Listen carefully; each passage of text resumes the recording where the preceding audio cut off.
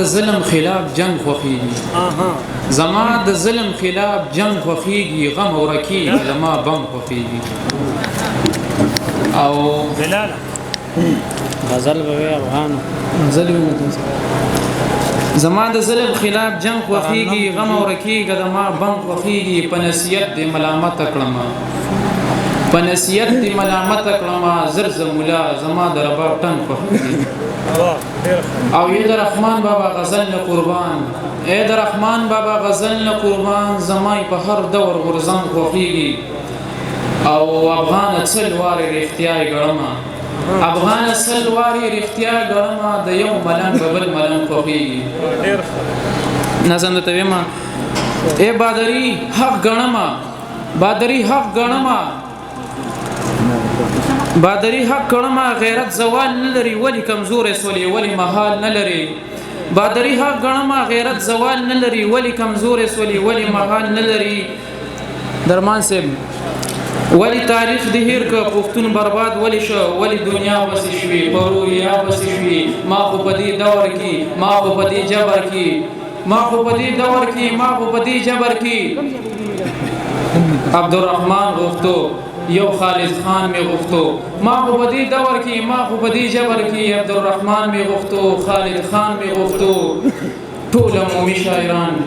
ټول مجازي شاعران تان وسنګ د رحمان بابا ثاني جوړيږي تان وسنګ احمد شاه صاحب ابدالي جوړيږي تان وسنګ احمد شاه صاحب ابدالي جوړيږي تان وسنګ د رحمان بابا ثاني جوړيږي تان وسنګ احمد شاه صاحب ابدالي جوړيږي ډیر مننه د ایمل خان او دریا خان تاریخ د هیر ولیکو د ایمل خان او دریا خان تاریخ د هیر ولیکو علاقو خان او چنگیز خان دی ورته هیر ولیکو ستا پیغمبر تعالی تعریف کړي خبرې کنا ستا پیغمبر تعالی تعریف کړي خبرې کنا خالد خان چې کوم هجرت کړي خبرې کنا د خپل تاریخ نه خبره پښتون د خپل تاریخ نه خبره پښتون سبد ظلم خلاف جنگ کاندي او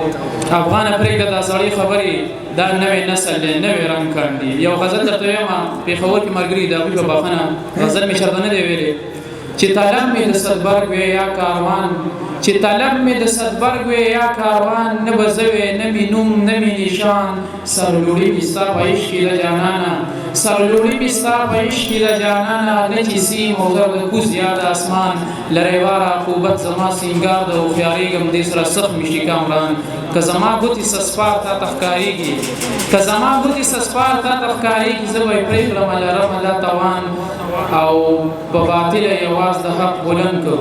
په باطله یې اواز د حق بلند کړو هوښیار مه ګڼه افغان ګوره نادان ډېر مننه